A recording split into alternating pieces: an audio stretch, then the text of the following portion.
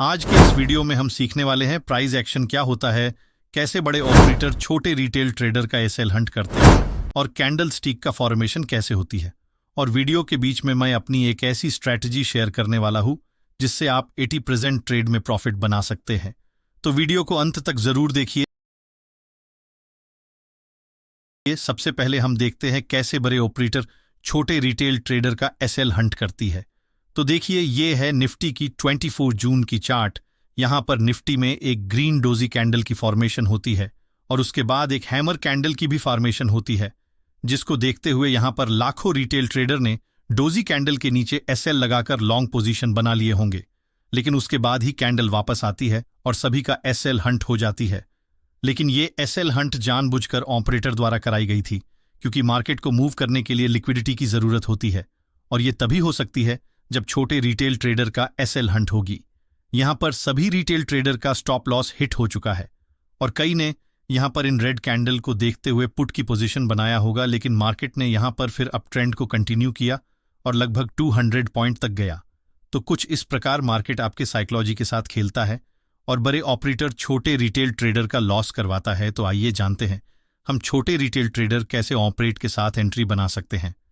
तो 24 जून के दिन निफ्टी ने लगभग 90 पॉइंट का गैप डाउन के साथ ओपन हुआ था और जब भी मार्केट गैप डाउन होती है तो इसकी 80% चांस रहता है कि मार्केट अब ट्रेंड में जा सकती है।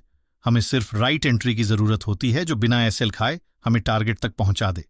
तो देखिए, जब मार्केट बड़ा मूव देने वाला होता है तब मार्केट में ऑपरेटर छोटे रिटेल ट्रेडर का एसएल हंट करवा कर ही जाता है। तो अगर आप भी ऑपरेटर के साथ अपनी एंट्री बनाना चाहते हो तो आपको एसएल हंटिंग का इंतजार करनी चाहिए। जैसे देखिए, निफ्टी की चार्ट में यहां पर सभी का एसएल हंट होकर निफ्टी एक बार फिर अपने बेस पर आता है। तो यहां पर आप एक ग्रीन कैंडल की कंफर्मेशन के साथ अपनी एंट्री बना सकते हैं और पहले 1:1 का टारगेट रख सकते हैं और फिर आगे ट्रेल कर सकते हैं। अब जानते हैं प्राइस एक्शन क्या होती है। तो देखिए, ये है निफ्टी 50 का 28 जून का 5 मिनट का टाइम फ्रेम है। यहां पर मार्केट 24,050 लेवल के आसपास ओपन होता है और बुलिश कैंडल का फॉर्मेशन होता है और मार्केट थोड़ी ऊपर के साइड जाता है। उसके बाद लगभग 2 घंटों तक मार्केट 24,150 लेवल के पास रेजिस्टेंस फेस करते हुए एक ही लेवल में ट्रेड करती है और 11 बजे के बाद नीचे आ जाती है। लेकिन अगर आप यहां पर देखेंगे तो निफ्टी में यहां पर प्रॉपर प्राइस एक्शन बनी है, क्योंकि यहां पर एक हैवी रेजिस्टेंस है जहां से मार्केट बार बार नीचे आ रही है। इसका मतलब है कि यहां पर बायर बार बार मार्केट को ऊपर ले जाना चाहता है, लेकिन सेलर इस पॉइंट से मार्केट को बार बार नीचे धकेल देती है और यहां पर बायर एक लास्ट बार मार्केट को ऊपर ले जाने की कोशिश करता है, लेकिन सेलर यहां पर अपनी पूरी ताकत के साथ मार्केट को नीचे लेकर आ जाती है। तो याद रखिए, प्राइस एक्शन का यह मतलब नहीं कि मार्केट हमेशा सीधी रेखा में ही चले। जब जब मार्केट सपोर्ट और रेजिस्टेंस को फॉलो करती है तो वो एक प्राइस एक्शन बनती है। प्राइस एक्शन के दौरान मार्केट में लोअर हाई या हायर लो का फॉर्मेशन बनती है, लेकिन जब वो अपने रेसिस्टेंस या सपोर्ट पर पहुंचती है तो वो अपना ट्रेंड चेंज करती है। तो ये भी एक प्राइस एक्शन ही है। जैसे यहां पर मार्केट में एक रेजिस्टेंस बनाकर मार्केट नीचे आई है। प्राइस के इसी मूवमेंट को ट्रेडिंग की भाषा में प्राइस एक्शन कहा जाता है। अब हम समझते हैं किसी भी कैंडल की फॉर्मेशन कैसे होती है।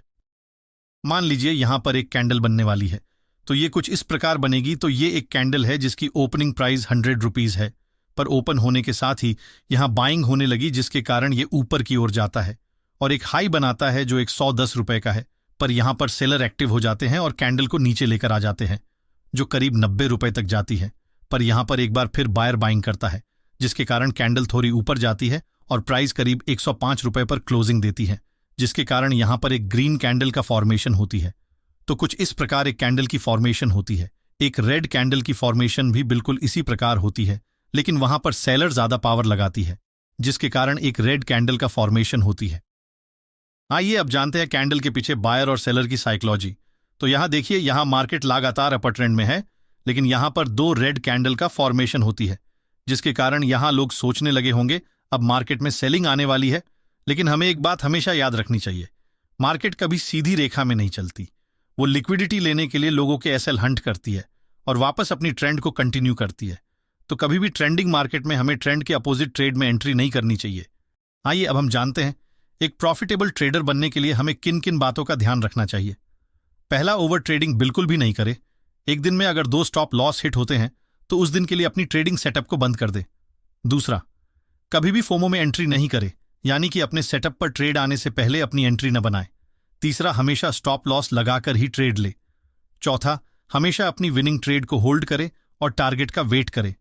और पांचवा, मोस्ट इंपॉर्टेंट बात, हमारे इस चैनल को सब्सक्राइब करें, क्योंकि ये चैनल आप लोगों के मदद के लिए ही बनाई गई है। और कमेंट में जरूर बताएं मेरी ये वीडियो आप लोगों को कैसी लगी।